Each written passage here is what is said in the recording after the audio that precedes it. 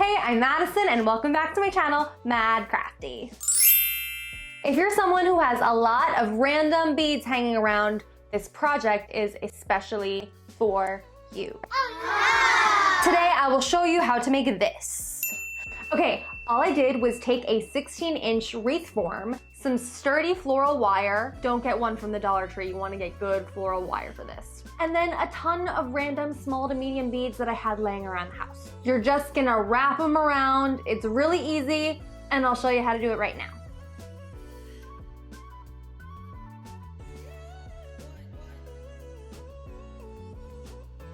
First, you want to unravel a long strand of wire and string on a bunch of beads.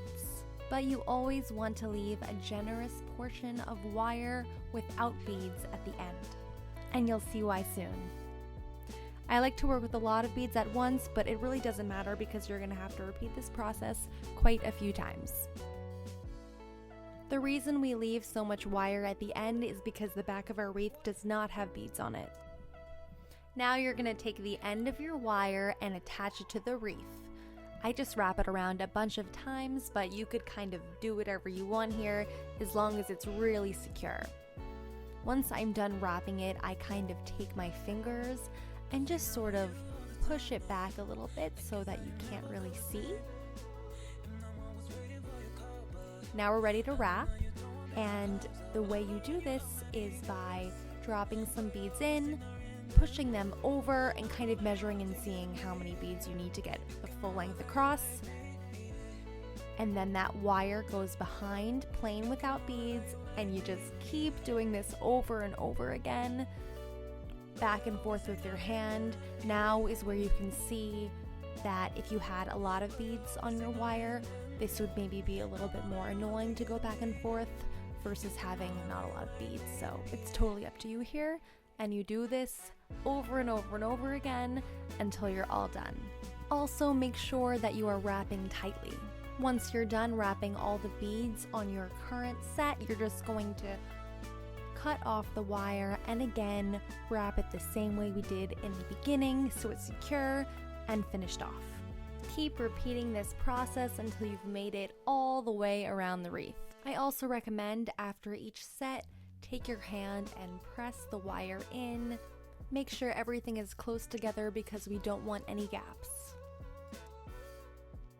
So now that I'm done wrapping, if you want to add a little extra touch, you can get out your letter beads and maybe make a phrase. I decided to go with mirror mirror on the wall, which is totally traditional, but if you wanted to put someone's name or a little special quote from a favorite movie, you could do that too. All I did was attach each word individually, put it on a piece of wire, and just find a way, stick it through. You just want to get both ends of the wire to the back, make a little twist, and you are good to go. Also, you don't want any pointy wires in the back, so really make sure to snip ends, tuck everything in so that it's completely safe. So the great thing about the way you hang this is that we're never attaching the mirror to the wreath. That means you can keep changing the wreath form. You can make 4, 5, 6 tons of different kinds of wreaths and always change the frame of your mirror. So I love that. Okay, now I'm gonna show you how I hung it up, but before I do, I wanna tell you the boo-boo that I made so that you don't make the same one. So number one, of course, you gotta do the math. If your wreath is 16 inches, you want a 14-inch mirror. You want it to fit perfectly, so figure that out first. So the boo-boo I am talking about is that I ordered a mirror from Michaels, and the mirror does not have any sort of hook or anything that makes it easily hangable. This mirror is actually called a beveled mirror, and I later found out that it's really for the table, to put candles on, not to be hung up, which is why there's no wall clip hang thing. You know what I mean? So because of that small error, I am actually gonna use command strips, which I'm really hoping will work. But if you're gonna do this, I highly suggest getting a mirror that already has the special backing to hang it up. Because again, I'm not attaching the mirror to the wreath. I'm gonna be hanging them separately.